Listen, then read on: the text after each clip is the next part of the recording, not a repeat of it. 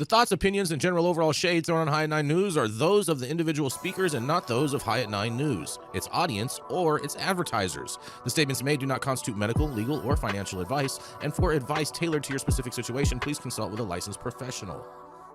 Welcome to the High at 9 News Hour, where you will hear from cannabis industry experts and professionals from around the country talk about important topics while shining light on global issues and discussing cannabis as it relates to politics, regulation and reform, data and technology, science, research and medicine, family and parenting, art, celebrities and entertainment, fitness, sports, mental health and wellness, and plant-based medicines and entheogenics.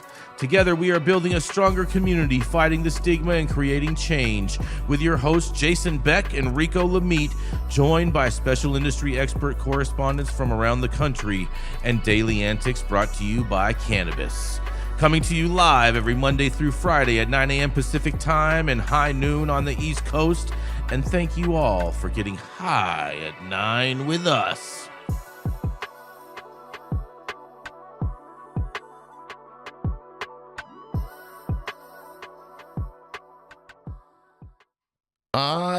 Good morning, everybody. It is Wednesday, hump day, hemp day, all those great things, April 9th, and today is National Unicorn Day.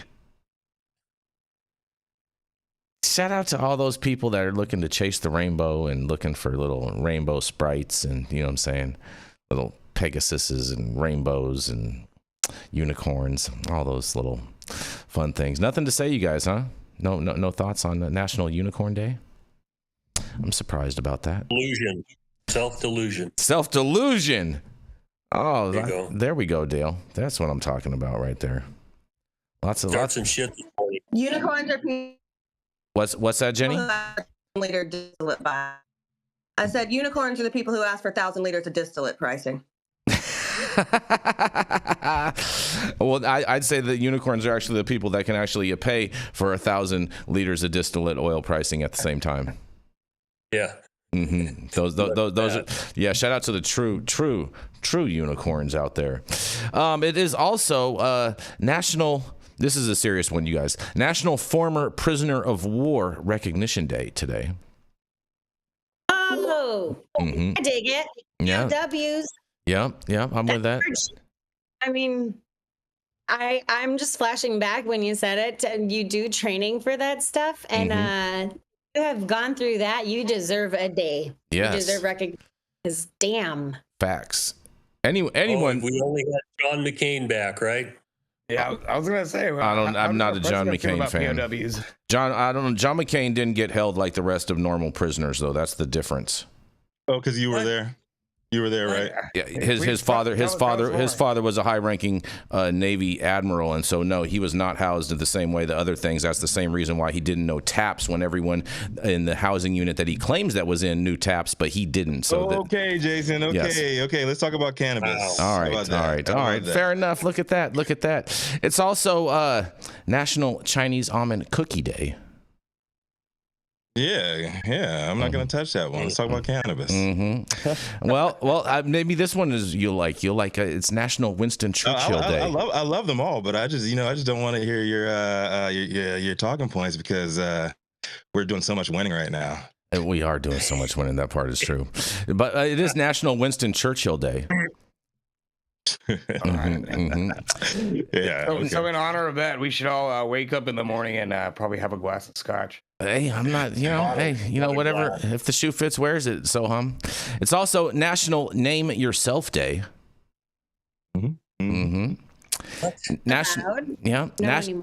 National Cherish an Antique Day, you guys. Yeah, just like the American economy, right? I love antiques. Such an antique. I love antiques.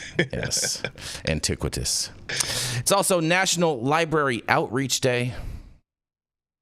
And last but not least, I thought it was yesterday. Nope. Today is National Library Outreach Day. It was yesterday was National Library the Workers Day. The people that work the librarians day. Yeah. Well, love your library, guys. Yes, love a bookworm. They're gonna try to shut them down and no, they're not. Get rid of books. Oh, look at that! It wasn't me that said it. Yeah, no, they're not. Look at that. They're getting rid of this that. propaganda that's trying to teach kids all this craziness. But nonetheless, it's also National Education and Sharing Day. Because sharing shout out is to the caring. Department of Education. Yeah. Shout out. More distraction. Shout out to the public schools that are gonna go away too. Yeah. Ain't no public schools going away, bro. Stop your gaslighting tactics. You know what I'm saying? Yeah. Anyways. Christian mythology for all. Mm-hmm. Thank you all for joining us and getting high at 9 with us. It's also high at noon on the East Coast. And please remember to like, share, and subscribe to us on all social media platforms. You can look up above and down below to see exactly where we live on the internet. And we are live every Monday through Friday on YouTube, Rumble, Twitch, X, Instagram, Facebook, Kick, as well as on our very own website at www.highat9news.com. So welcome to everyone joining us from any one of these platforms. And kicking it off today, we have the dope dad himself, Mr. Rico Lamitte. Black Star rocking today. Oh, man, that's right. It is the daddy wagon himself, Mr. Rico Lamitte. I appreciate that, Jason. Yes. Get things started off on the right foot today. On the right pedal, maybe. Former DEA and HHS officials are saying that marijuana rescheduling could be indefinitely delayed under the Trump administration unless President Trump somehow personally prioritizes it. According to Marijuana Moment's Kyle Yeager, rescheduling proceedings that are currently paused could be suspended altogether if the new administration reinterprets legal arguments about federal drug policy that were made by the Justice Department's Office of Legal Counsel, the OLC, under the Biden administration. During a virtual event organized by Ohio State University's Drug Enforcement Policy Center on Tuesday, the officials pulled back the veil on the drug rescheduling process and weighed in on the fate of proposals to move cannabis from Schedule 1 to Schedule 3 of the CSA. Although Biden's administration initiated the process to move cannabis from Schedule 1 to Schedule 3, the effort stalled due to administrative issues at the DEA, which we're now looking into. Matt Lawrence, a former senior advisor for the DEA, said that he sees 3 potential outcomes for rescheduling in the Trump administration. 1, the DEA does nothing. They kick the can down the road and continue to delay the process without explicitly ending it. 2, the agency moves forward quickly to finalize the rescheduling rule, but Lawrence said that he expects that would be incumbent upon Trump making the issue a quote-unquote presidential priority. Or 3, they reverse previous legal interpretations and require additional rules to meet international treaties, all of which could slow or halt the progress altogether. He then emphasized that politics, not policy, will likely drive the outcome, no matter how you look at it. The biggest thing to predict among these 3 paths is politics, he said. I leave that to political experts to kind of make that prediction, but if it's not a political priority or if it's a mixed political thing, like it's a win and a loss, then you've got to assume it's going to be just the can-kicking approach. Ultimately, however, he said, the biggest thing to predict among those 3 paths is politics and whether the administration perceives rescheduling as a political motivator or detractor. I leave that to political experts to make that prediction, and we'll see what happens. Another panelist, Patricia Zettler, is a former deputy general counsel at HHS. She said that one major factor that we should not take for granted is Trump's pick to run DEA, Terrence Cole, who she says has a long record of career service at DEA, which I don't think bodes particularly well for support of rescheduling. There are probably institutional norms within the DEA that counsel against rescheduling. OLC could issue a new opinion, taking a different position about what currently accepted medical use means or something like that. But the easiest thing to do is just do nothing. And then marijuana stays where it is, end quote.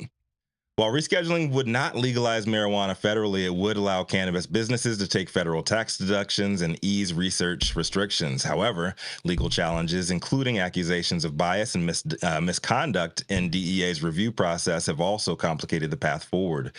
Though some allies like Matt Gaetz claim that reform is on the horizon, Trump's other appointees, including Pam Bondi as Attorney General, have not shown clear support. Still, some believe Trump could be swayed to act If the issue is framed as a pro-veteran or pro-patient initiative, but without his active support, the reform may remain stalled. I'm pretty sure that Donald Trump is currently more concerned about winning fake golf tournaments at Mar-a-Lago on the weekend than any common concerns of American citizens. So my guess is that poor green can will continue to be kicked until China finally decides to kick it back. I'm Rico Lamitte, the dopest dad on the street for High 9 News.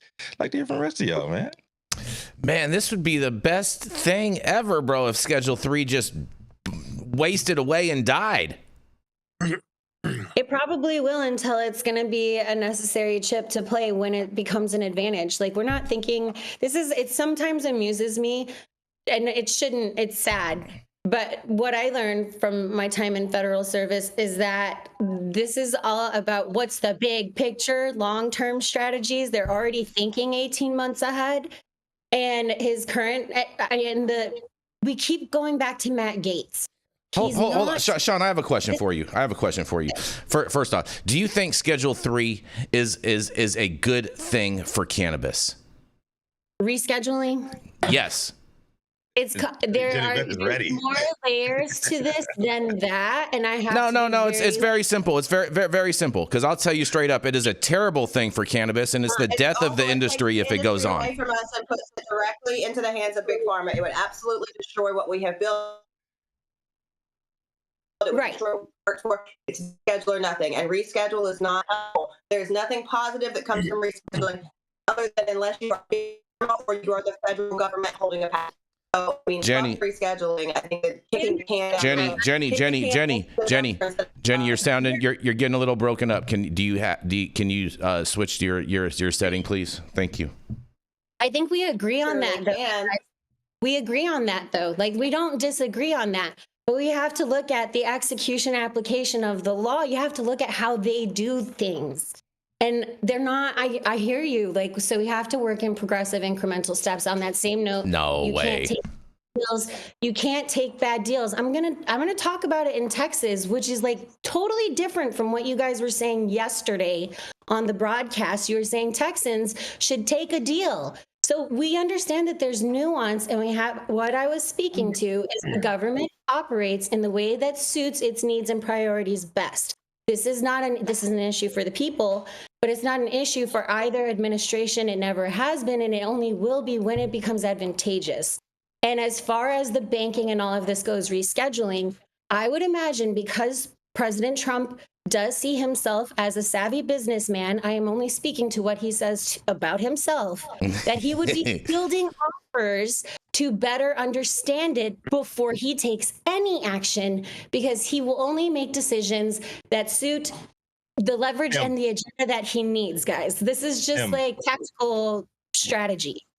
That's what I think. There's a few things I want to say to that. One, I do have to laugh at the idea that this administration is thinking 18 months ahead, because if they were, we would not be in the middle of this tariff shit show. Yeah, we would be, bro. This is great for America. Oh, we wouldn't. That is completely absurd. Have you looked at your 401k or your stock portfolio? Yeah, everything's on sale. It's great. We have wiped out $10 trillion in American wealth over the past week. And we're putting all the money back into the. Let me finish. Okay, go ahead, please. Go ahead, Sohum. I'm sorry. I have to laugh about the part in the article also where they said, maybe if this becomes reframed as an issue that helps veterans, that Trump will get on board. Right. From the guy that is currently gutting veterans benefits. Like, where did that come from? What are these people? How is he gutting veterans benefits?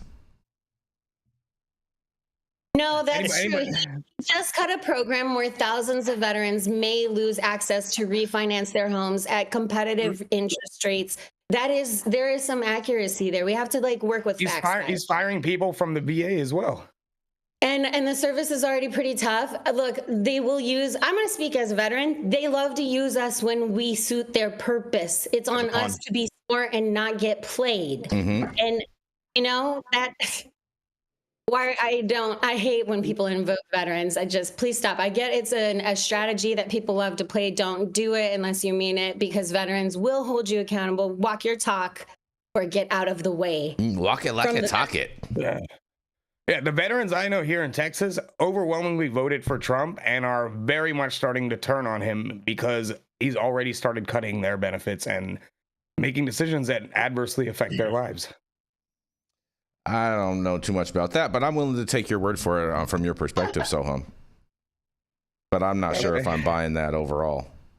Come down to the ATX and I'll introduce you to them. I'm more than happy to meet them. You can't afford that shit. It got tariffs on today. Bro, it's Liberation Day. I don't understand why more liberals don't like this day, because it's like named after them. We have to also recognize veterans are not exclusively one category of whatever America thinks veterans are. They represent a very dynamic dichotomy of what the nation actually. You are 100% right about that, Shaun. That is true. Not all veterans think the same, and they are very, very much opinionated on a whole host of different things. And if you think one's going to think one way, it's very often that they could very possibly have a whole exact opposite. We are all in favor of is protecting Americans' rights, I believe. Yep. And access to Jenny's earliest point, rescheduling does harm. Okay, yes. Uncle Dale, final word on this one. What you got? Rescheduling is horse shit. It's never going to happen. It's under the control of the cop bureaucrats inside the DEA, and they're never going to let go of it. My only hope is the Supreme Court steps in and says, the Raich decision, throw it in the trash, unwind all of this, allowing the Commerce Clause to control things that happen inside a state that are non-commercial. We got to throw that whole concept in the shitter. And the president's transactional. If his numbers go in the toilet, he's going to be looking to find something to make him more popular. This might be one. I don't know how we make him any money or anything like that. So I'm not real hopeful he's going to jump on board. And even if he does, I don't see that he understands this issue at all. All right. There you have it. Interesting perspectives, all you guys. And I'm with Steve. I'm with Steve Blessingham, and shout out to Steve Blessingham. Last night we had dinner. He provided some super chats and whatnot, and so thank you so much for that, Steve. He says sometimes you got to get a little uncomfortable, you guys. And on that, we're gonna roll into our first commercial because it can help you with your uncomfortability.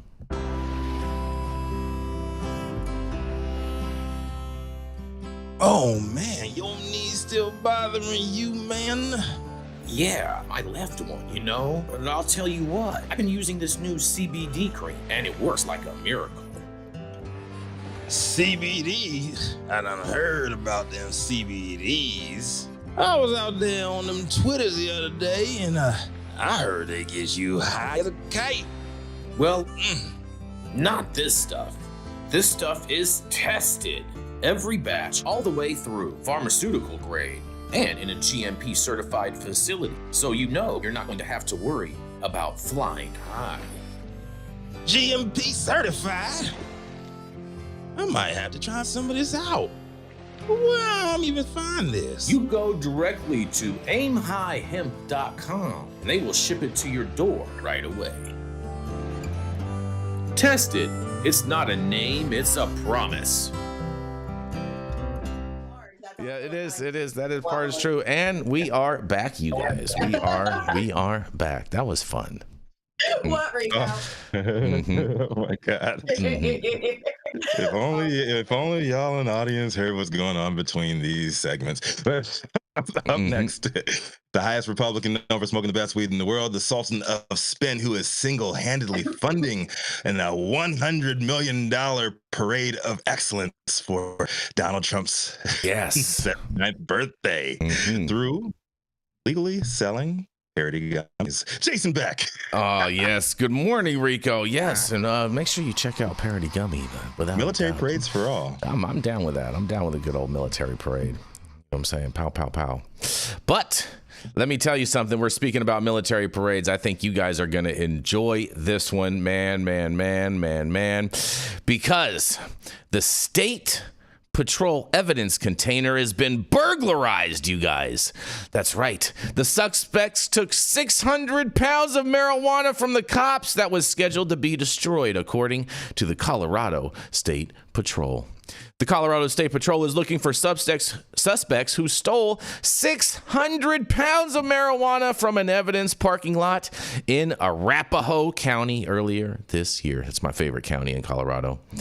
On the morning of April 4th, a Colorado State Patrol evidence technician found damaged to a secured gate away from the lot's entrance. And according to a press release from the State Patrol, a secured trailer, doesn't sound too secure to me, where the marijuana was stored was also broken into, the State Patrolman said. The trailer and the marijuana were taken into evidence by the State Patrol as part of a highway drug investigation.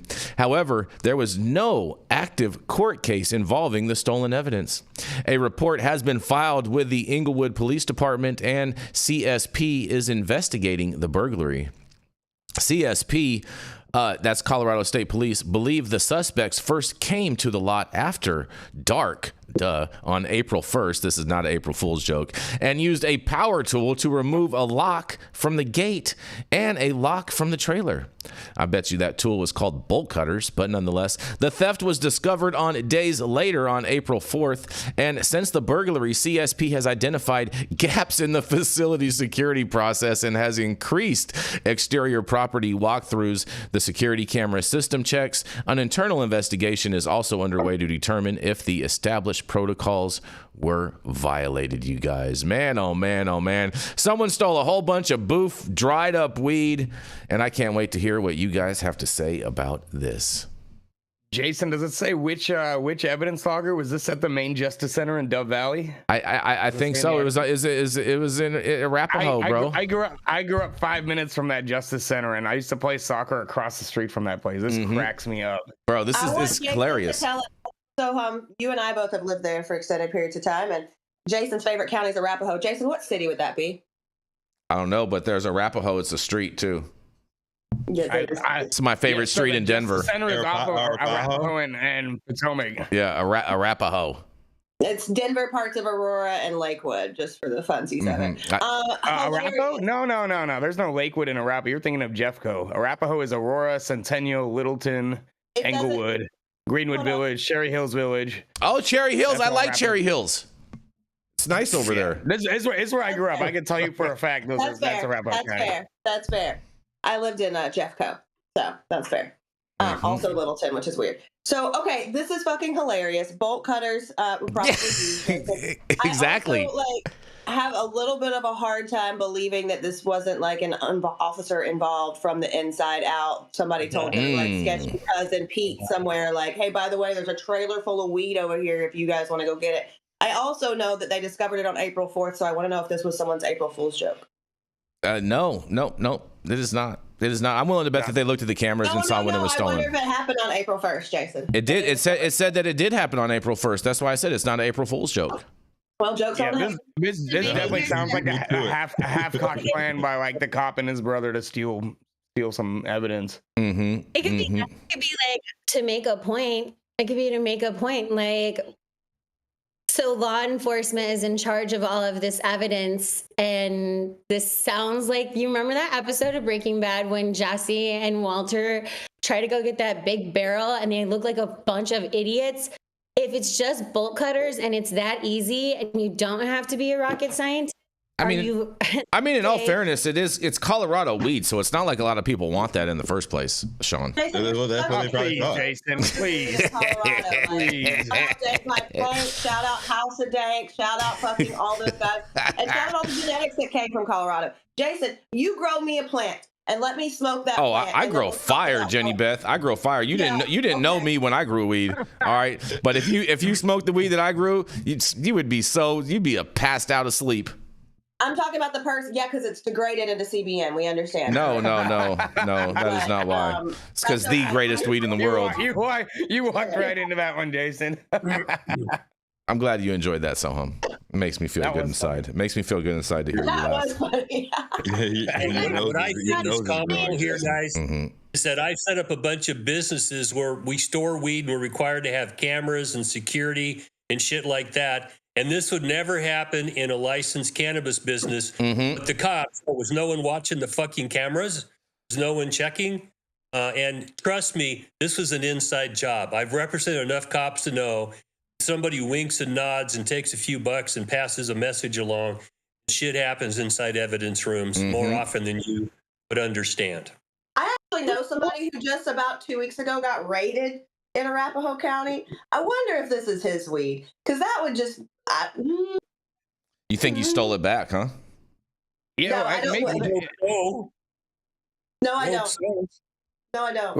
It's funny because they said there was no open case involving this, so it sounds like a civil asset forfeiture thing, and maybe somebody was like, "Man, fuck you, I'm taking my weed back," and they found somebody on the inside to help out.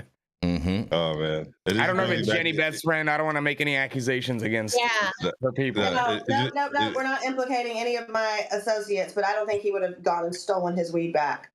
Yeah, it just brings me back. Sohum, your suggestion brings me back to back in Chicago. They used to put enough tickets in your car, they boot it, and then they tow it. That's the best way to get it back, because everybody knew where that overflow impound lot was, and if it's over there, you just use the bolt cutters, get your whip back. Yeah, bro, I've seen that happen a few times. In my day. I'm with you on that, Rico. I have definitely seen that happen a few times. Dale, you'll appreciate it. I filed a fake shell filing of a bankruptcy and had them come remove the boot for it an hour later. So, and then canceled the case. Can I ask y'all a question? Go for it, Shaun. Can it be related? But okay, so we see there's an error in enforcement of law here, right? And it brings up another question that surfaced this week for me about gas chromatography testing on hemp, which is what departments are using, which, please correct me if I'm wrong, but gas chromatography also applies heat. So wouldn't they're decarboxylating the product and increasing the can you guys, because if first of all, if they did that, they would only be taking a small sample of that. They would not be throwing the whole batch in there to test it. That's not how it works. They take a small sample. Well, to her point, Jason, they're only testing a portion, right? Yeah. So then they're not going to test the whole batch. So it wouldn't matter if they put it all in there or they were just referring to the test sample. So she's actually right on that one. So yes, there is heat introduced, and so there is a small conversion process, but you can tell what's converted THC and what's not converted, if that makes sense. So it's weighted differently in the cannabinoid sense. HCA, and they're using gas chromatography to convict for guilt that you're selling THC, but they are converting the molecule. I was just thinking about this. We have another example of misapplication of law enforcement with good intentions, but oops, you're doing it. You know what that sounds like? You know what that sounds like to me, Shaun? That sounds like when they give you the breathalyzer test and then they wipe hand sanitizer on their hands before they insert the little tube on there, because that will give you a false positive too. So I think you might be onto something, and maybe some criminal defense lawyers can take note of that and help some people out. I could totally see Dale arguing that in a THCA debacle. That I could totally see Dale bringing that point up. I would bring in an expert on the machine and what you have to do, and then just drop their opinion and blow the jury. Oh, that would be so awesome to watch. And speaking of that, we're going to roll right into attorney at law, Mr. Dale Schafer. Dale has been an attorney since the Reagan administration, and he has represented physicians, hospitals, insurance companies, cops, corrections officers, and for the last 25 years, he has specialized in cannabis law. He served a 5-year federal prison sentence for helping medical marijuana patients and managed to save his law license. He's blunt. He doesn't smoke them because they're ratchet. He's honest. He's unconcerned with your public opinions and everybody else's, and he will show you how to defy gravity by pissing up a rope. That's right, it is none other than your favorite Tio Loco, and you can now find him at his own law office at the law office of Dale Schafer, his attorney at law, Mr. Dale Schafer. Good morning, everybody. Good morning. My story this morning comes out of MJ Biz Daily. It was written by a guy, a guest columnist by the name of Bo Whitney. Oh, yeah. Shout out to Bo. An entity called Whitney Economics in Portland. And the headline is Outdated State Regulations Are Stifling Cannabis Industry. And this is one of those no shit Sherlock moments. Okay. And this is particularly interesting for me because I'm currently working on, within California, a plan to try and get the legislature to fix our mess. I'd like to say I'm hopeful, but I'm not particularly hopeful. And we have this thing called Prop 64 here. But across the nation, every state has their version of cannabis laws. None of them particularly match up very well. And what Bo is talking about is tearing this apart a little bit and looking at it from the standpoint of trying to run a business, not the politics of this, which is what got us to where we are right now, which is in a fucking mess. But if we're looking at this from an economic standpoint, the argument goes along like this. We want to expand access. Okay? He's talking about this delivery in Oregon, but in many states, it's that you don't have full access across the states for reasons that vary from pure politics to, in California, we have a constitutional provision which gives local control for traditional police powers to, local governments. That terribly restricts access in California. But across the country, we don't have full access to all parts of each state, even where it's supposedly legal. He also argues you need to reduce regulatory burdens. Well, we've been screaming about this for a long time. This is overregulated like it's depleted uranium, and it is time to change the paradigm of the mindset here over this, okay? He advocates for reevaluating tax structures. Well, California, right now we're in the middle of an argument of whether we should go from 15% excise tax to 19%. It's like you've lost your fucking mind. Alcohol is taxed at 1 to 3%. Wine is typically 1%. High-priced products like, my favorite single malt scotches and things like that are 3%. Okay? We're currently at 15% excise tax, and they want to take it up to 19%. It's ludicrous. And he also argues to harmonize state and federal regulations. Well, dream on, buddy. Okay. Federal regulations, we don't have federal marijuana regulations. It's illegal, period. Okay? So harmonizing states where you allow it with a federal law that makes it illegal, that's that pipe you're smoking on, buddy, because I don't see that happening. Even if it goes to Schedule 3, I don't see this harmonizing very well, and that'd be disastrous for the industry. Now, when I got out of prison in September of 2015, we're just talking about Prop 64 here. And anybody who knows me and Sean Kiernan knows that he and I butted heads over this for a long time. We still do. Sean's a good friend of mine, and we still butt heads over this. I thought that it was enough for me to just get the change in the criminal laws. Just got out of prison. I don't want anybody else going to prison for weed. Let's make it a misdemeanor soaking wet, take away all these criminal laws. I advocated for it. I stumped the state advocating for 64. I thought we would be smart enough and compassionate enough to incrementally change our state laws about cannabis for the good of the people. Boy, I was smoking the wrong stuff thinking that. Because what we've got right now in California is, and I'm a lifelong Democrat, so I'm going to piss and moan on my own goddamn party here, is our legislature is under the influence of special interests who are actually getting money from the cannabis taxes in California, and they don't give two shits about strangling this industry into the ground. And so I'm working within the Democratic Party to try to present something at our convention, ask them, would you guys please get your head out of your ass and fix this? But I'm not particularly hopeful. And the problem we have here in California, two big ones, taxes and local control. And in order to get 64 passed, our initiative, which was passed in 2016, we had to bend to the knee of the local governments. They are very powerful, okay? And the cops were right along with them. So we had to give them local control. It's been a disaster.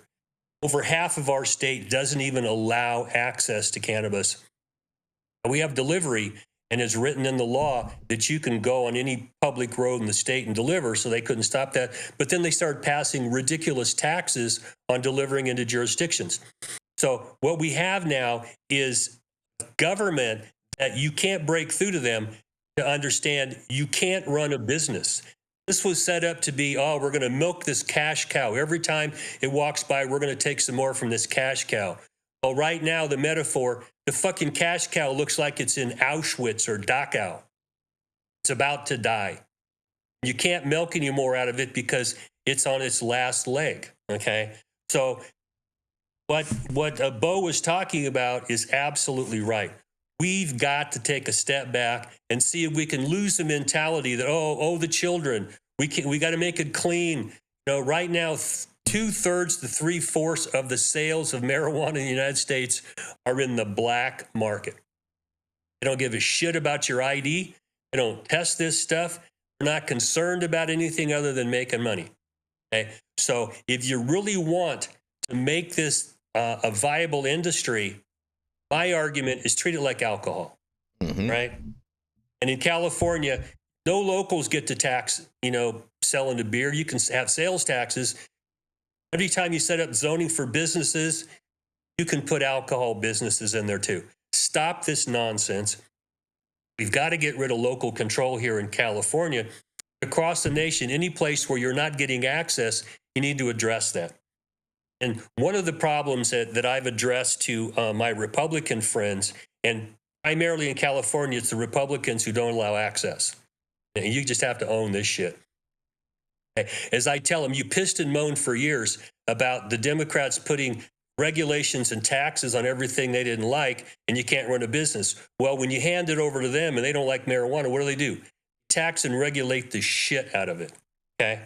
For my Democratic friends who always just threw, I don't like it, we're going to tax and regulate it. Now they're trying to run a business. It's like, you can't run a business because it's overtaxed and overregulated. You see how fucking stupid that is? Okay, so I'm critical of all of them here. I'm basically a centrist about this, and I've told you before, Jason, I was raised an Eisenhower Republican. Every man in my family was a Republican, so I've got some of that in my DNA. I'm more open-minded than most Republicans I know, so I had some difficulties about that. And besides, Richard Nixon was a lying sack of shit in 1972 when I was first allowed to vote, and all the men in my family were pushing themselves into pretzels to try and justify why Richard Nixon should be elected. I thought he was just a fucking asshole, lying sack of shit. And I won't talk about the current situation. You guys can all talk about that. But I'm very critical of what we have here in California. The democratically run legislature has fucked this up so badly, the industry is about to die. The only ones that win here are the black market. And they're laughing all the way to where they bury their money. And we please look at this from a business standpoint. Your kids can buy weed around the corner from a weed shop without an ID from the black market. So let's stop this. How do we get the black market to go away? You flip the green light to allow this to be sold every place alcohol is sold. Treat it like alcohol. Okay, you got to have an ID to go buy liquor. I mean, I always had a beard, so I could buy it when I was a teenager, but that was a long time ago, and I'm the exception rather than the rule.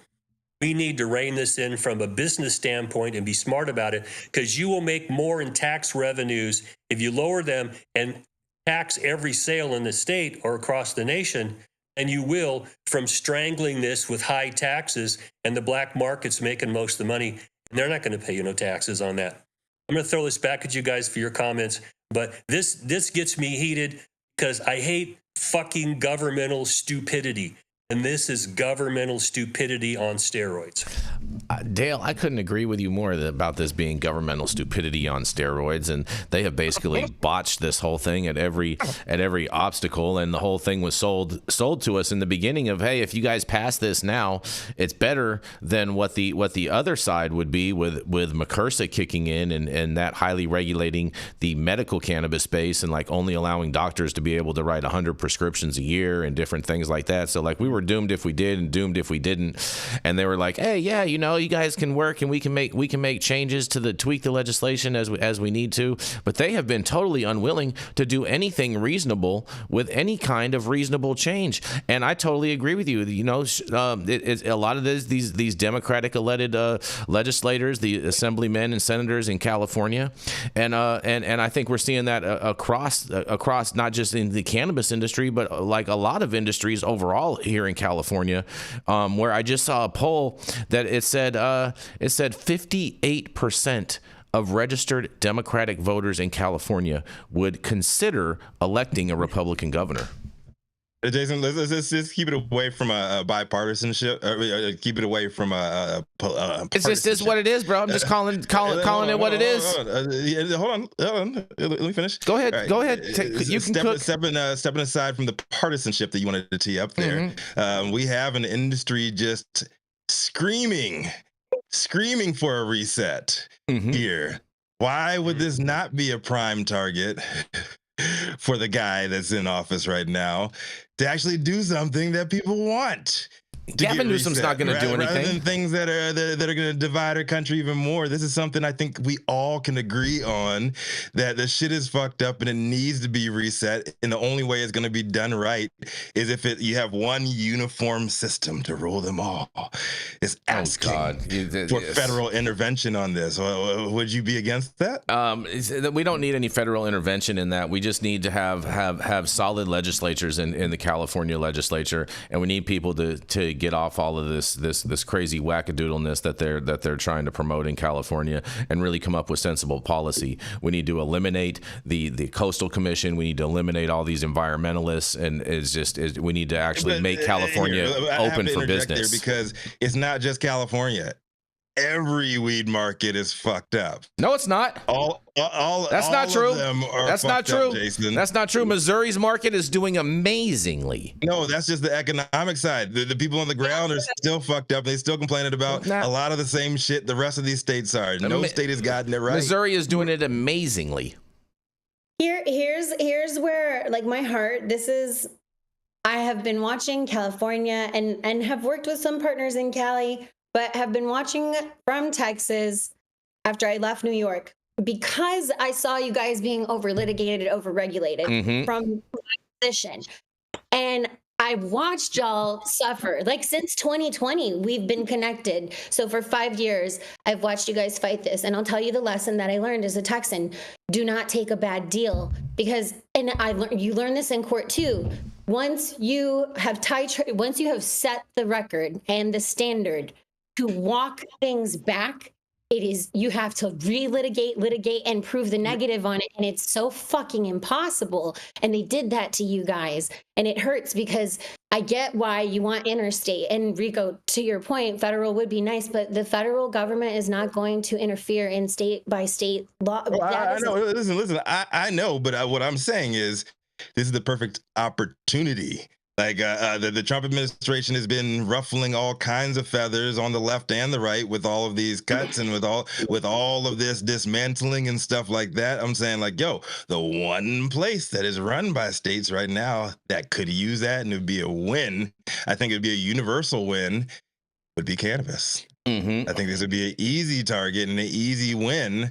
It'd be a layup, in fact, if we had some kind of federal standards. I think who was that? Dale. The audience said at the very least, a federal framework to start with for these other states, so we don't just we're gonna try this. So these guys got this wrong. We're gonna do it better. Rico brings up actually an interesting. It's been the same shit. Rico brings up actually interesting point, Dale. I have a question, a legal question for you.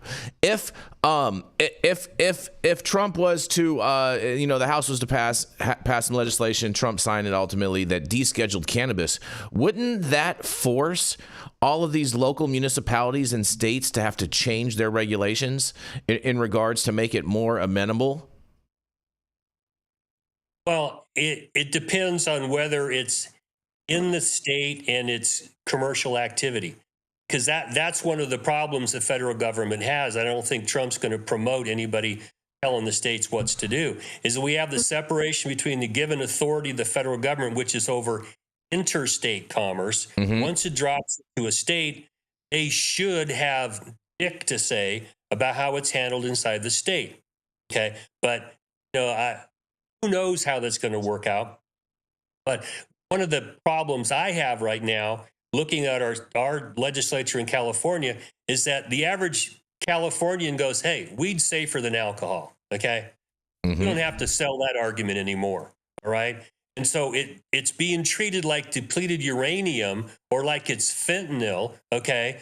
But people know it's not. And over the last election cycle, what I took from the voters in California is that the government's passing laws that encourage criminal behavior, okay? They don't like that. They will throw your ass out of office. Okay? A couple of DAs lost that because we'd watch these kids run in and just rip off stores and no one would do shit for them. They were PR'd out and stuff like that. They removed those people from office. I think in California, the stage is set to go back to the people and say, look, these people have their head up their ass. Government can't figure this out. They don't want to because special interest is in their ear telling them what to do. They're getting money. We don't want to change this. And the black market is flourishing. Okay. The cops don't want to go after them because it's a misdemeanor soaking wet. We have this mess right now. I'm not advocating we make it felonies, but we need to take away the locals' ability to prohibit this and have it zoned and regulated locally like alcohol, like sales taxes, things like that, and go to the public and say, the legislature won't do shit, and here's why. And they are killing it. The black market's winning it. I think I don't want to use that just as a club. If I go talk to the Democratic convention and tell them this is what's coming, I'd like for real. Let's raise some money. Sean Parker threw $5 million at this for 64, and we went around the legislature because they couldn't figure this shit out. I think it's about time to do that again, and I'd be happy to carry the banner. Now let's start raising some money. I don't want to be there asking them on my knees, fuck you. If you guys don't do this, we're coming after you. We're going to change the law. And I have heard that these local governments are afraid of an initiative because they understand that people are looking at this, go, why in the hell are you telling us we can and can't do this? Make it a statewide law, and you guys collect sales taxes and get out of the goddamn way. Okay? So I think there's an initiatives possible right now. Not only that, but I think we're going to have to. The California legislature will not do this. I don't see them doing it. I totally agree with you on that. Jenny Beth, do you have anything that you want to say in regards on this before we move on? Yeah, Jason, when you're talking about, federal legislation changing would kind of force the state's hands. I mean, when we look at alcohol, right? Alcohol is no longer federally prohibited, but you still have dry counties. You still have, this country's founded on states' rights and autonomy. So I think, would it open up interstate commerce a bit? Would it make it a possibility for interstate commerce, which would be amazing, which means we still have the rest of the United States like it is now flooded with Cali weed. We're just not going to get in quite as much trouble for it. So, I don't think that it takes those barriers away fully, but California has been fucking up since the inception of 64, and I don't see that changing anytime soon. What we see is when you get bad legislation, it sits there because when it comes to cannabis, they're like, here, we gave you something, take it, shut the fuck up, go outside and play with your ball. Fair enough. And in order to have interstate commerce, we would need some standardized testing across the thing, because you can't have a vape cart that tests clean in one state and doesn't test clean in another. But nonetheless, we're going to roll into our next commercial, and we are going to be right back. I just ordered the summertime strawberry salad when added steak on top here at Anna's. Make sure you do the same thing too next time you're in downtown Long Beach. Come on down and check out Anna's joint on the 400 block of Pine Street. They have amazing selection of beers, foods, and when you come down here to Anna's, you can even challenge me to a game of shuffleboard if you want to lose.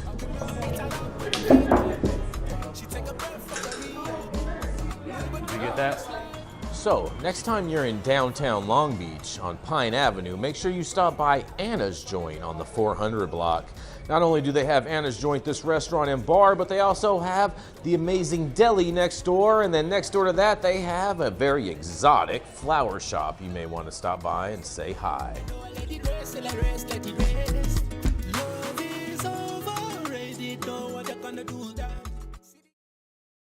Oh, and we shit like that. And we are back. Stop whatever you're doing. Make sure you smash that like button. I know we'll appreciate it. You'll appreciate it. And YouTube will appreciate it. Also, make sure you subscribe to the channel if you're not subscribed already. And all of the articles that we cover on today's show, you can read directly on our website at www.high9news.com. And if you are a brand in New York or a processor in New York and in need of clean distillate concentrates and whatnot, reach out to me. My contact information is in today's description, you guys.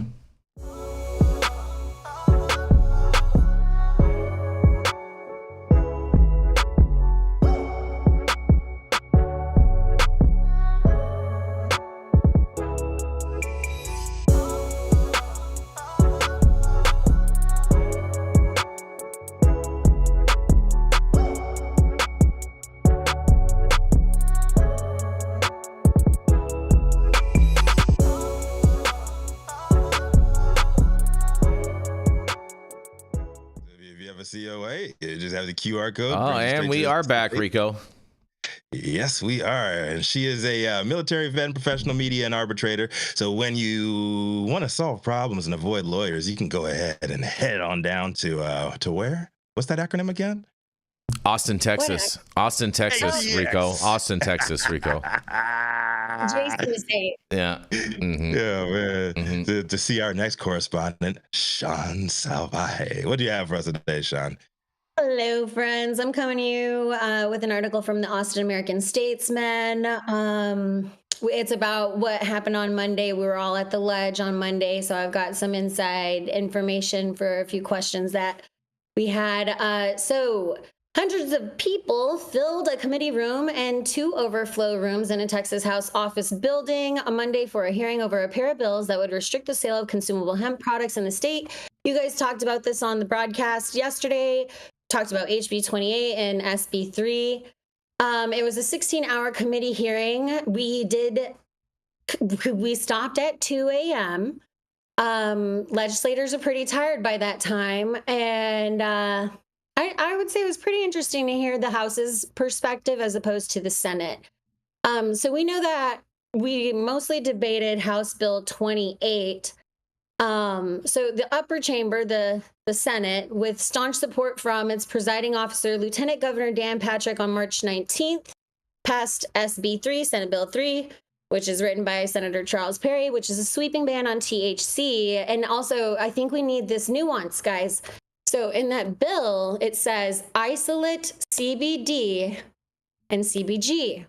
So we're coming back to the way things are written into the law and bad deals and gross overregulation, because what they're actually encouraging is the isolated, which does not happen in natural form, right? We know no plant produces any of these molecules in isolate. Let's keep going.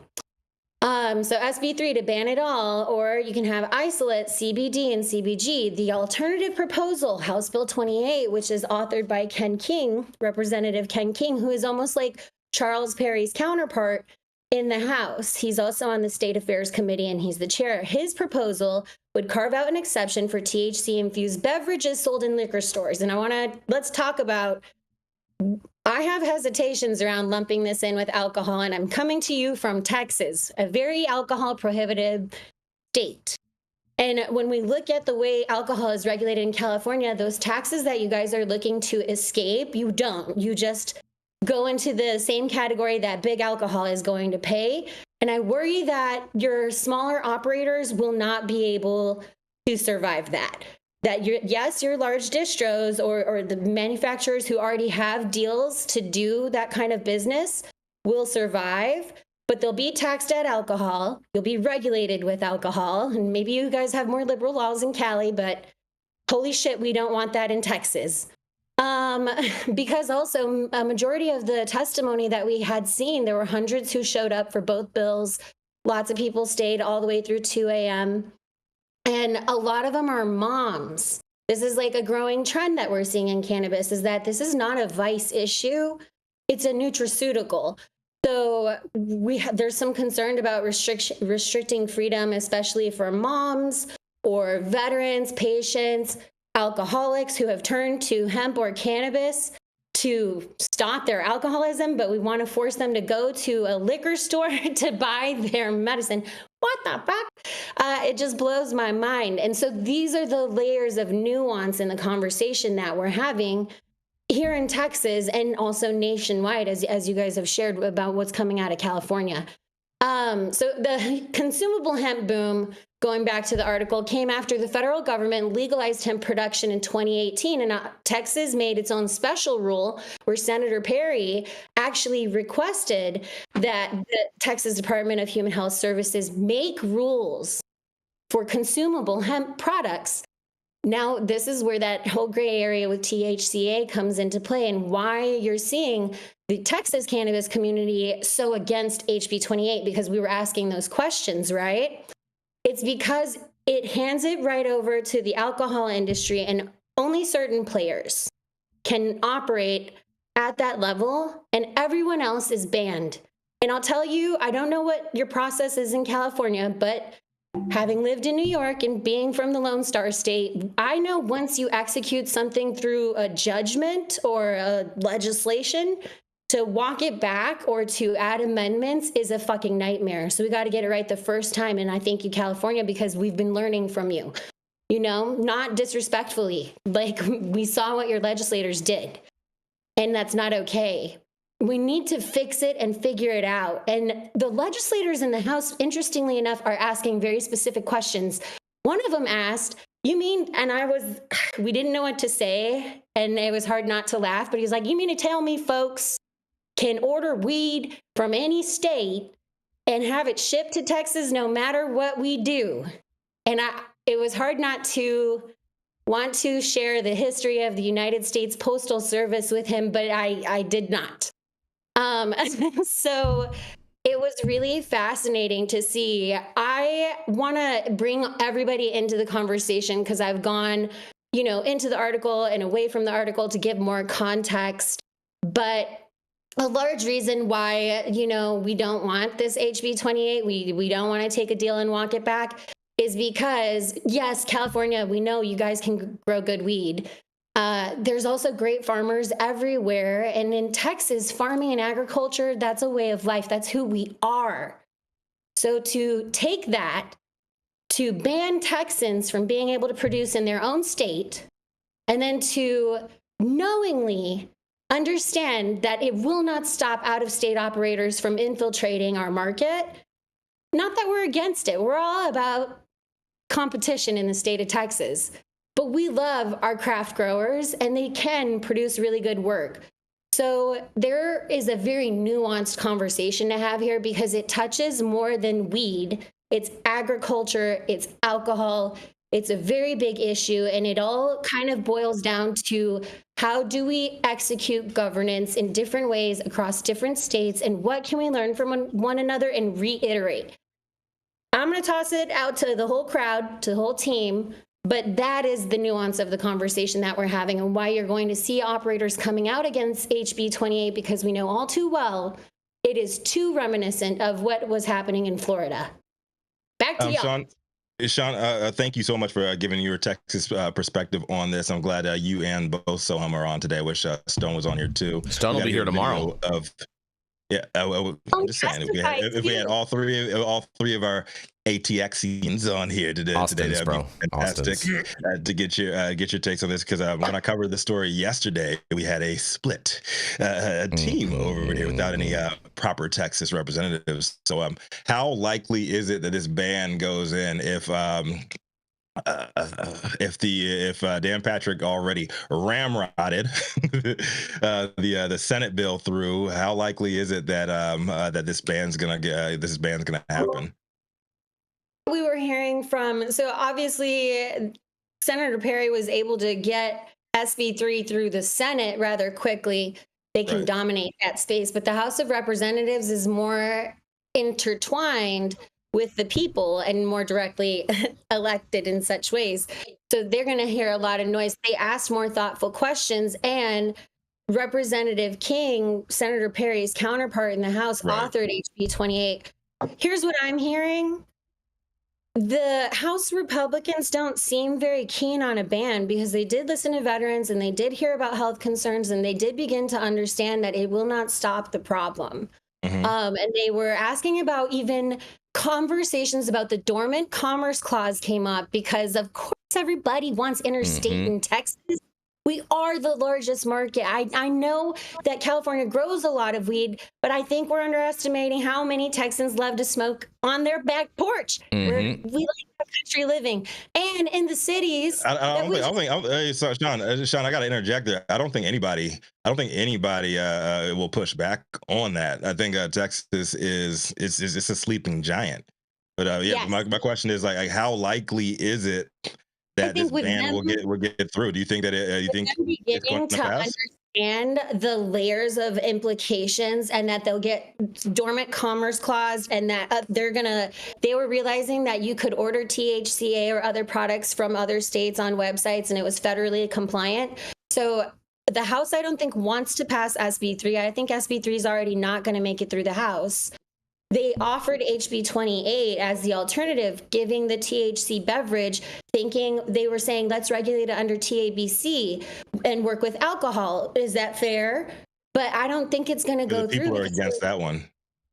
Because so you think both of them are going to stall out? will stall out unless, look, it can always fail. And if it does, it was probably by design, and we have to acknowledge that. Well, hold on, What about you, Sohum? hold on a second. I want to hear what Dale has to say on this, because Dale has to leave shortly, and I want to hear what Dale has to say as far as from the legal side on this. Well, what I will say, number one, learn from California. Don't pass laws you can't enforce. Mm-hmm. Okay, just a big spotlight, because we have so many laws in the books right now we can't enforce. And that's why we're having all these, the black market's just laughing. They're grinning wherever they bury their money, because we pass these laws for political reasons that can't be enforced. Mm-hmm. That is stupid. Okay. Now, as far as their arguments about dormant commerce clause and things like that, right now, the problem with a lot of those arguments is there's a federal law that says you can't have interstate commerce in marijuana. So there's an argument the dormant commerce clause doesn't apply. We've gone over this over the last couple of years as I've tried to, explain to people what that means.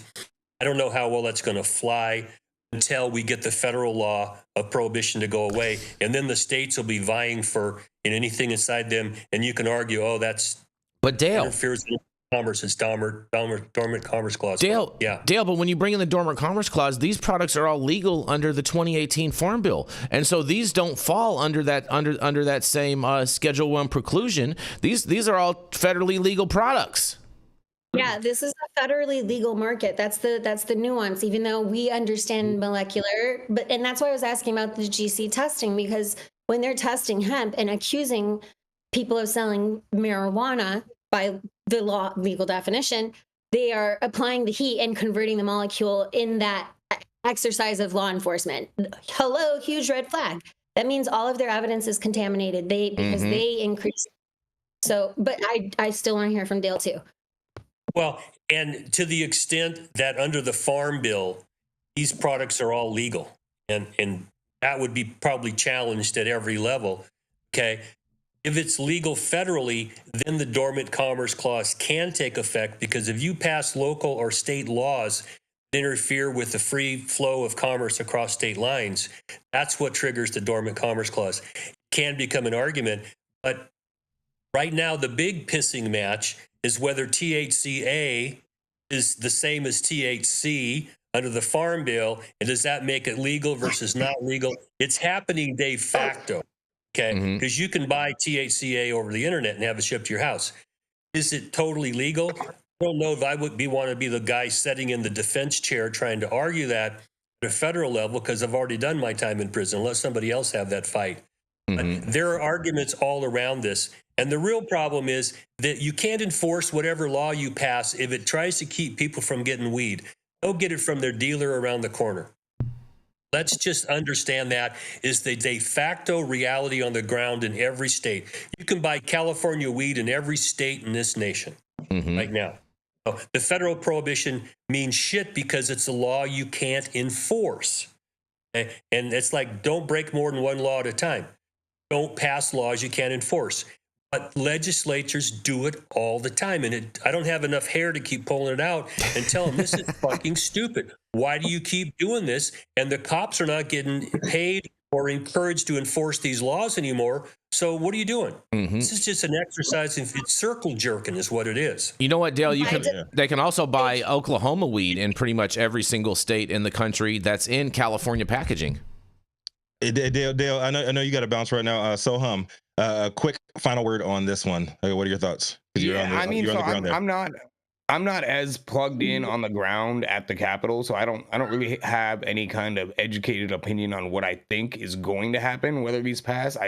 I see it. I do think it'll be a long shot getting through the House, but I would point out that even if they do end up passing some form of ban on intoxicating hemp products, I don't think it's going to go back to the way things were, because prior to the 2018 Farm Bill, there was a lot more prohibition around the entire state. Over the past few years, we've seen a lot of small local jurisdictions decriminalize, make it the lowest priority law enforcement priority for their police department. And I think the general perception is changing. So even if they do pass some kind of ban, as soon as we can get Abbott and Patrick out of here and bring in, even if it's still a Republican, somebody that's a little bit more reasonable and open, I would hope that in the next 5 years we can see some type of either meaningful expansion of our medical system, or even a move in the direction of adult use. I'd like to see Rick Perry there. That would be great I'm to good have on his support on this. And be Mhm. careful what you wish for. Dan Patrick, I think, is considering a run for governor. He's so gonna let's lose. get him out, but He's going to lose. let's get him out. He's not going to be a winner. All right, Jason, Right. we got one more. We got one more commercial. We got one more commercial, and we are going to be right back.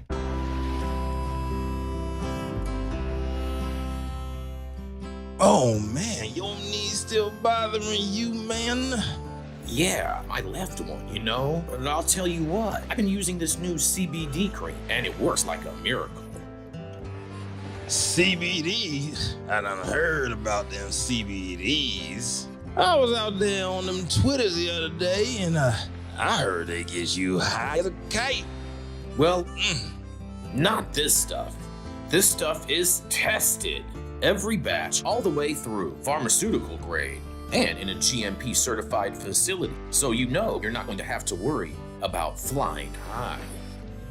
GMP certified? I might have to try some of this out. Where I'm even find this? You go directly to aimhighhemp.com and they will ship it to your door right away. Tested. It's not a name. All right, we're back. We're back, Rico. We are back, and we are going to roll right into Miss Jenny Beth Dills. She's the founder of Kind Cannabis and of Justice Served, a 501c3 that helps justice-impaired individuals get their lives back on track. And here, with a sigh and possibly a lazy eye, is none other than Miss Jenny Beth Dills. First of all, that was retarded. Just because it rhymes doesn't mean you should say it out loud, Jason. Well, whatever. Yeah, whatever. All right. Anyhow, the only thing lazy is you. That's never. I am not the lazy one. All right, buddy. Mhm. All righty then. All right. Okay, so I'm done fighting with Jason. That portion of the show is concluded. Sorry if you enjoy that part. There's people that do. So let's talk about Glass House for a second, because this is actually really cool. Glass House Brands is teaming up with UC Berkeley for groundbreaking research collaboration in the hemp space. The California-based company announced today it's working with the university to explore everything from medicinal product development and hemp genetics to sustainability and AI automation and cultivation. The partnership also aims to take a closer look at hemp policy and regulation, hoping to bring more clarity for growers across the state. Glass House, which began growing hemp in 2024, has the capacity, that's cute, to produce up to 240,000 pounds of biomass annually in its dedicated R&D greenhouse. CEO Kyle Kazan says this is the first collaboration of its kind and believes it will help position the company for national scale, depending on changes to federal and state regulations. The research could even open the door to potential treatments targeting pain, sleep issues, inflammation, and more, including coronaviruses and cirrhosis. Glass House medical advisor Dr. Oren Davinsky, a leading voice in cannabinoid science, says he's excited to work with Berkeley's team to explore treatments that could improve quality of life for those with serious health conditions. So I like this for two reasons. One, shout out to Glass House for positioning themselves for growth and for national expansion and jumping in on the hemp train while it is hot. But also it's really cool to see Berkeley partner with this. I think that Berkeley's name carries a lot of weight, especially in the research department. So I love to see them, tie in something that legitimizes this further as an actual medicinal treatment. So I'll throw it back to you guys. Sorry, I was not at my desk when Jason announced me, so I ran back. But I'm here, and run it up. I mean, You were right on time, Jenny. yeah, Beth. Jenny. Yeah, no one even wait. saw that. No one even saw you running, skipping to your loo. Skip into my loo. Mm-hmm. I wasn't going to the loo. I was getting tweezers. I got a splinter. Why more brands out of California wouldn't have embraced hemp in this way? Because from our perspective here down south, it could be the building block. We think it's more free because it's not regulated and it's not, marijuana. It's all cannabis. Marijuana is legally defined as one thing, and hemp is everything else. No, that's not true. It's all the same thing. It's all cannabis sativa L under the Controlled Substances Act. Right, It's the right. only only differentiation is the 0.3 THC differentiator. That's the only differentiator between hemp and cannabis. That's it. Period. So why the ones who are operating with legal licenses with the THC legally defined what it is, that's what I'm saying. You have a legal regulatory definition of what constitutes whatever marijuana, weed in Cali, but it didn't at least previously prohibit hemp. Glasshouse is looking into this as a research opportunity, not only to expand, but also to help the case for hemp. Why didn't more? I think this is, I'm with you, Shaun. I think this is fantastic of Glasshouse doing this. This really, I mean, they have enough space that they're basically producing so much more weed than what they actually can sell. So this is actually be a great use for all of that extra cultivation space that they have out there to be cultivating these hemp cultivars for building materials and whatnot. We just need more building code jurisdictions and whatnot to incorporate hemp building materials as far as constructionable materials in that way for building materials. But this is a great way for them to mitigate their 280E exposure. All right, Jason. So you almost answered her question, and a large portion of it, Shaun, is infrastructure. I don't know why he went off on that tangent about buildable.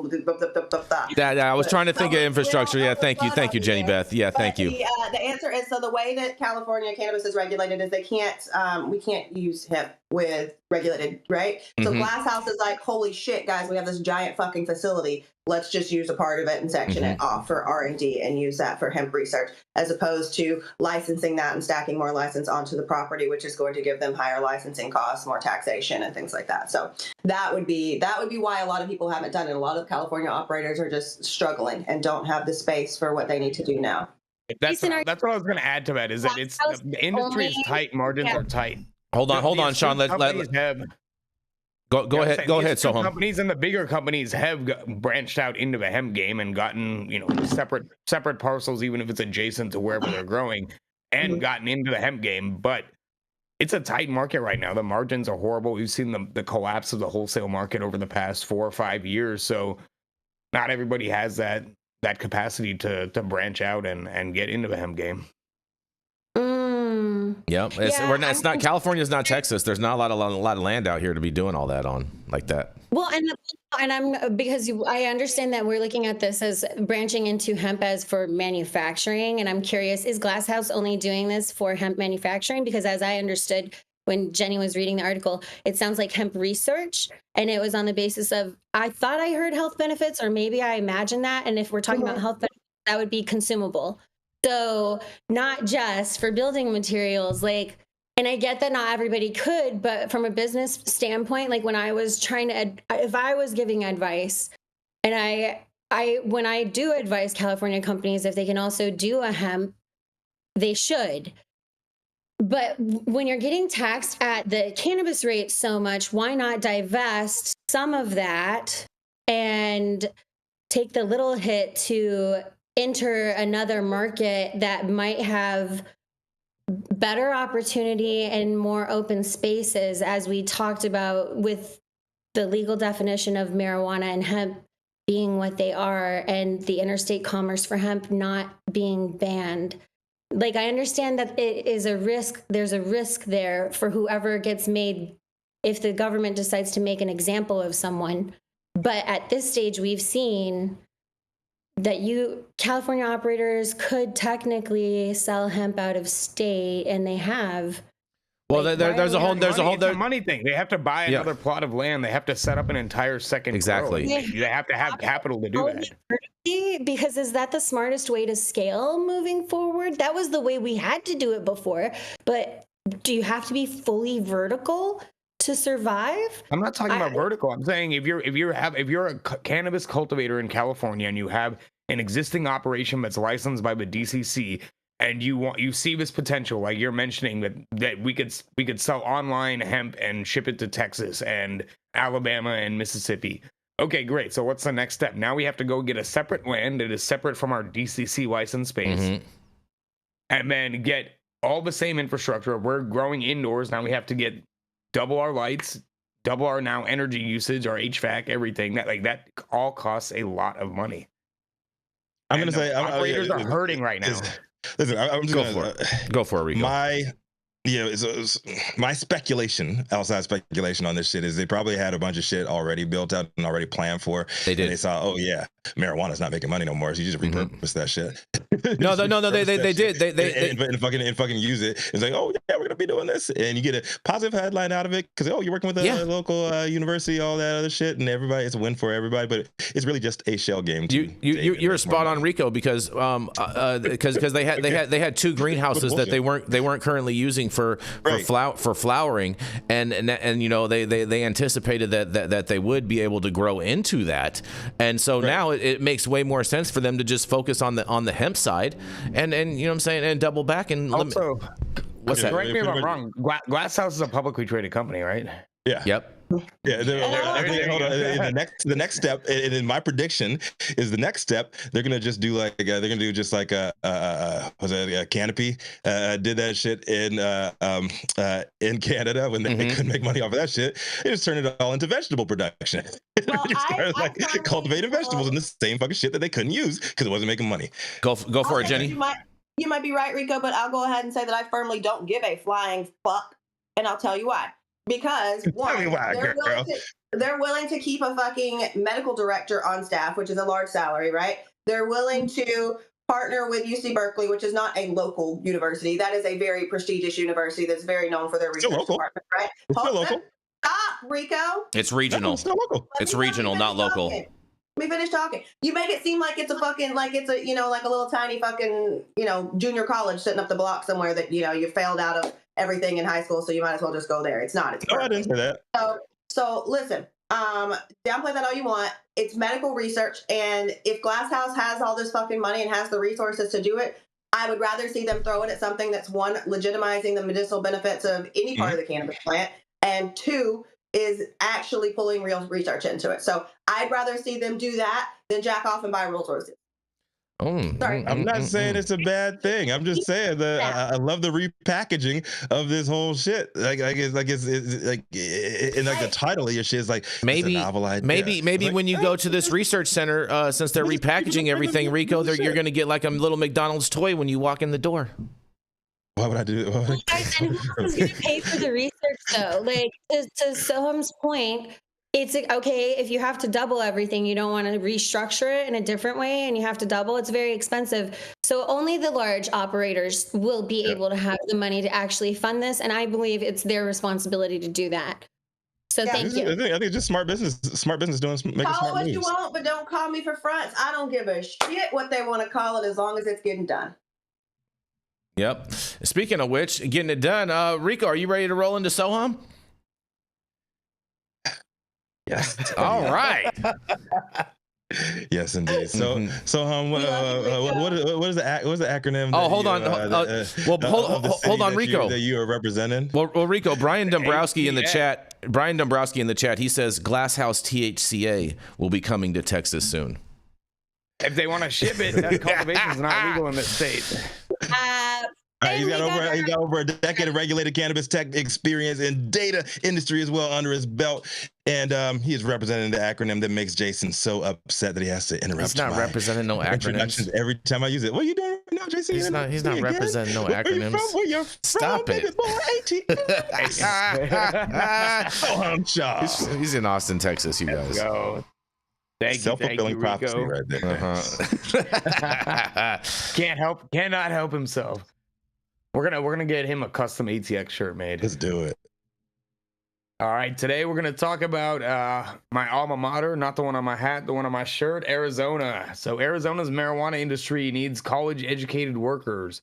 Schools offer courses to train them, and this is, I shit you not, the name of the radio station KJZZ from Phoenix that reported this.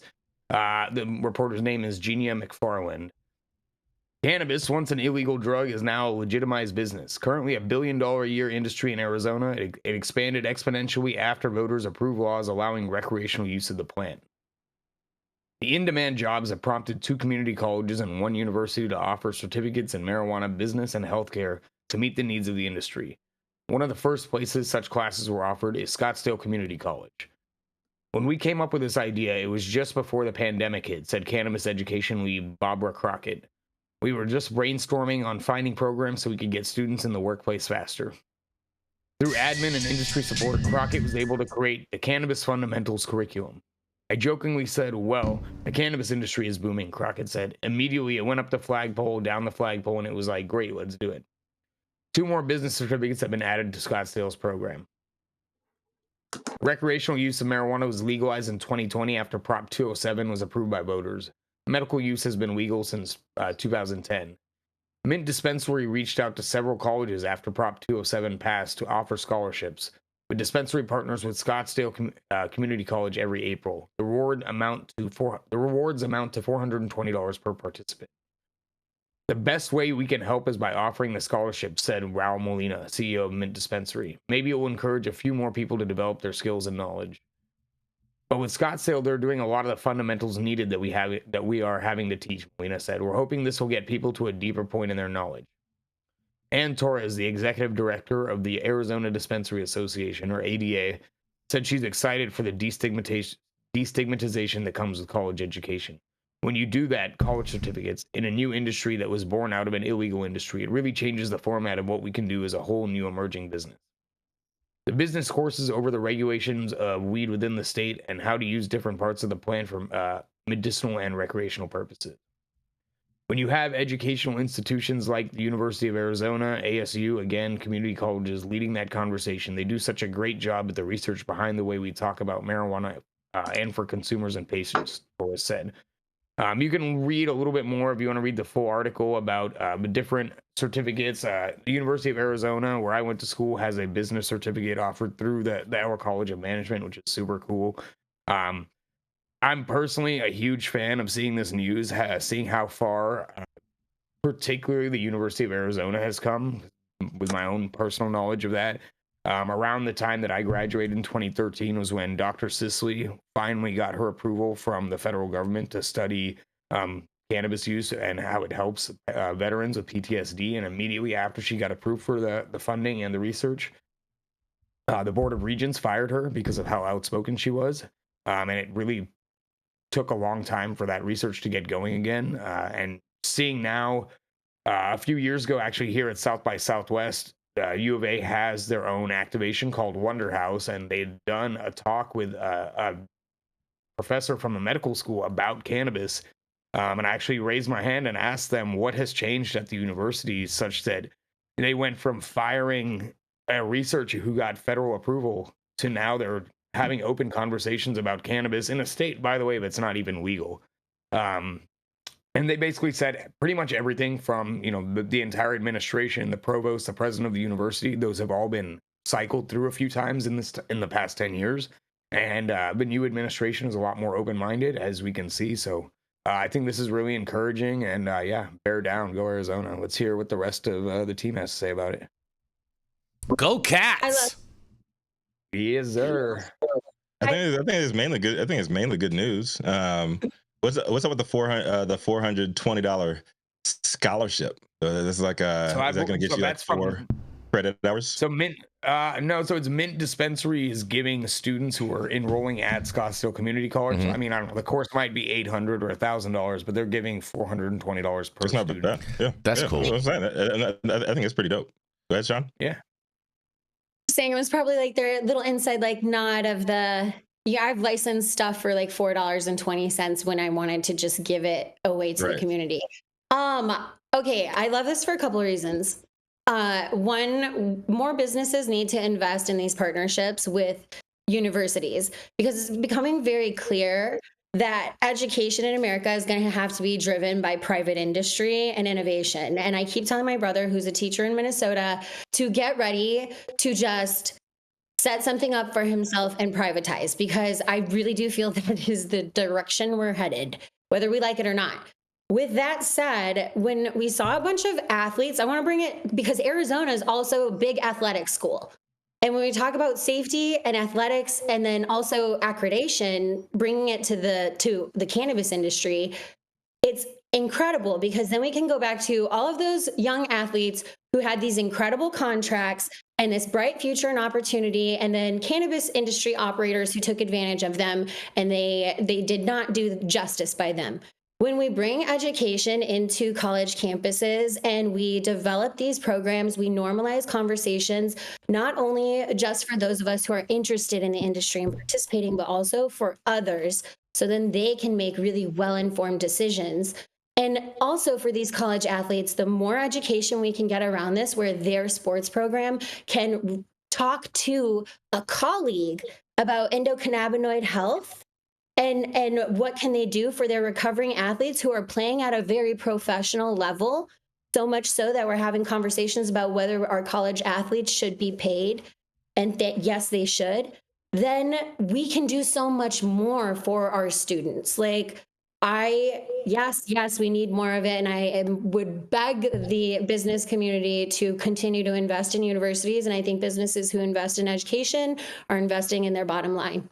This is great. Actually, I'm glad you brought that up. That's something that we are doing with Grind. My partner at Grind played football at the University of Arizona. He was a defensive lineman there. So that's one of our first places that we actually want to work with the athletics program. But I'm glad you brought that up. That's literally in our plans. What kind of local businesses are giving these scholarships away within cannabis? It's like this kind of shit I fucking love to see. It doesn't matter if you're an MSO, big box MSO, or the local pot shop, man. If you're supporting education, you're actually supporting the community. That's the shit that's ingrained in our industry and culture before it became a industry. And I love seeing that permeate even in modern day. So big ups to that shit, man. Yes, indeed. Yes, indeed. Anything on this, Jenny Beth? Hey, what's up, Ron? Sorry, I'm working. We got tax audits. All right, let's. Shout out to Sicily. Jason, do you have any backward comments that make No. I think this is truly fantastic that the University of Arizona is doing this and investing in people's educations and whatnot. I'm a big fan of it. You know what I'm saying? I think this is great. We lost you, Jason. We can't hear you. Oh no, I said I think this is great. I don't know why you lost me. I hear myself just fine right now. No, he's always lost. So, but thank you all for joining us for another episode of High at 9 News. You can catch us live weekdays 9 a.m. Pacific, high noon on the East Coast. Big shout out to the super fan show and love getting their comments posted live on the big screen. We had a few today, Jason. But I know we had shout out to the C word. Yeah, the C word threw in a couple super chats today. So shout out to the C word. We really appreciate all your guys' support and shout out to Steve Blessingham. We had dinner last night and he threw some change on some super chats. He likes to, you know what I'm saying? Strategic dinner right before the tariff struck. Yeah, baby. You know, shout out to Liberation Day. No. But also the rest of the audience, online supporters catching us across all media platforms, tuning in each day the headlines of the chaos, also known as the developing cannabis industry. Also, our vetted correspondent team tuning in from all over, bringing us much needed variety of perspective. Your respected opinions to the table. Thank you guys too. All the sponsors keeping the lights on. Production team, Cloud Media Partners keeping the AV struggles to a minimum. Anthony behind the scenes, making sure you pop, switching up on the switchboard, making sound good, look good, and feel good. It feels good, don't it? And always, Cannabis Sativa L, the reason why we show up to read these stories every single day. Thank you too. It has been Wednesday, April 9th, 2025. The show's over. You all been blessed with the top industry headlines. Hope it's enough for you to put in your pipe and smoke at least until tomorrow. My name is Rico Lamitte, the dopest dad on the street. High at 9 News, America's #1 daily news show. And I'm gonna pop things right back out to the ATX, man. Sohum Shah, you gonna leave us with a positive story today, man? Austin, you get the outro too. Austin, Texas. Bro. All right, yeah. I don't know. What are we feeling today? Are we feeling liberated? No, I don't know. Yeah, we are. I guess if you're out in Texas, go support your local smoke shop, your local liquor store. Buy a pre-roll, buy a cart, buy whatever you're into. If you live in a legal state, go support your local dispensary. If you don't, go support your local trap star. But enjoy the day, get some fresh air, be nice to somebody, do something kind, and I don't know, eat some good food. Yes. Yeah. Eat good food.